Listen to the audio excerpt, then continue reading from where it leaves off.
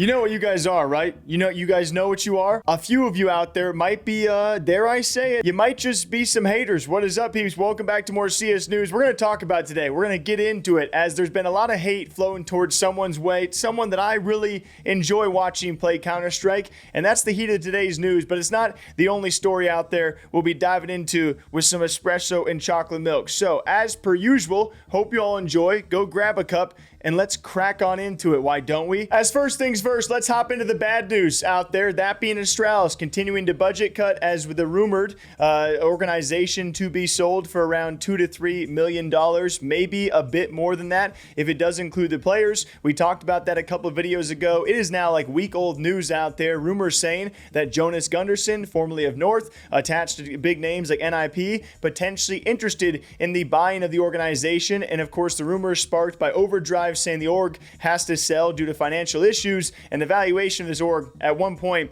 like 8 years ago, however long ago it was, probably 5-6 years ago, valued in the tens of millions of dollars, now less than 5. It's a pretty crazy fall off. This continues as they have now released their academy/lower talent lineup of the org, which means not only does this hurt Danish CS for the future, it hurts Astralis even more for the future when you kill off the feeder teams. As they said, in our ongoing efforts to streamline the organization and secure a healthy business, we regret to announce that we will discontinue the operations of Astralis Talent. Being a part of the Danish ecosystem around talent development has been a priority. We want to thank everybody involved over the past 4 years, including players, coaches, staff, competitors, TOs, and colleagues. We will continue to follow the Danish talent scene closely and wish everybody working with the amazing young players all the best going forward. And this just sucks because all eyes, all targets are on Astralis. That's the first part of the hater news out there. You guys know me, or I'm pretty relaxed, and I just kind of like rooting for people. Astralis have made their mistakes, but people are employed there. These guys want to be involved in esports, and overall, Counter-Strike is better with a name and a brand like Astralis in it, whether you want to deny it or not, whether they are your angel or more likely, the opposite of that for some fans out there.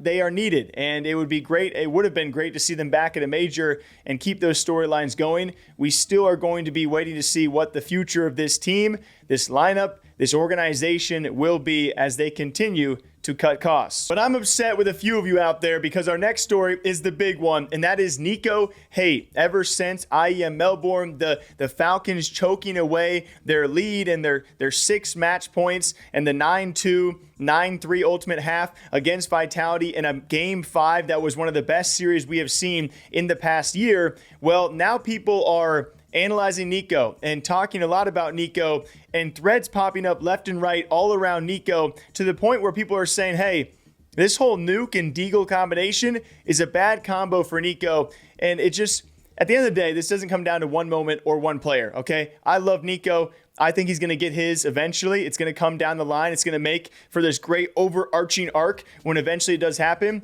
But he got a lot of backlash and still is getting a lot of flack for being a choker, which I don't like, but the narrative is certainly there. Je crois qu'il a fait une major bis, les gars.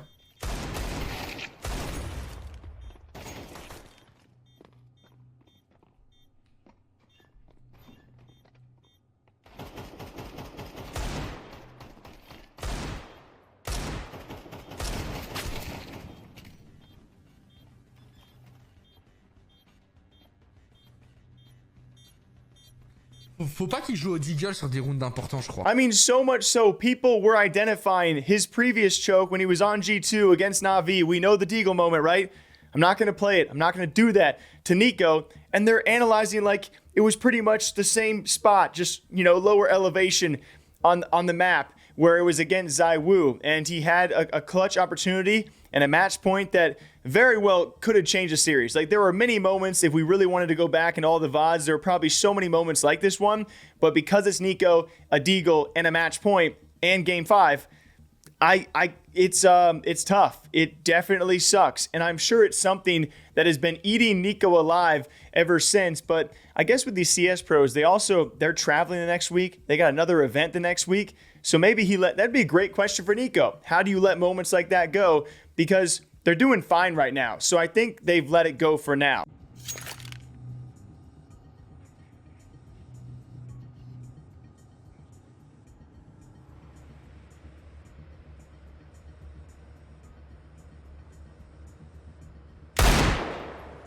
But it's also NiKo who has choked before, but then continued on winning. Of course, the ever elusive major win is going to be a pinnacle for all players out there, not just him. But this narrative, like, I mean, people, it's what makes Counter-Strike fans the best and the worst. And you need that to really paint these storylines.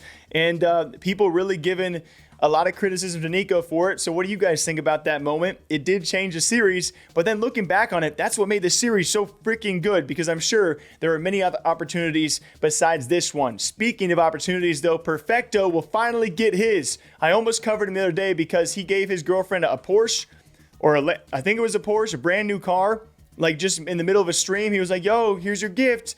And everyone's like, yo, that Falcons money coming in. He will be standing in for BC Game. And it could be BC Game money. They come from a lot of money in the gambling scene too. It will be for IEM Dallas as a stand-in and just a one-off event as of now for JChem. So Perfecto is back. We await to see. Of course, last time we talked about Perfecto, it was an alleged roster that could have happened in the offseason. Yakinder, Simple, Perfecto.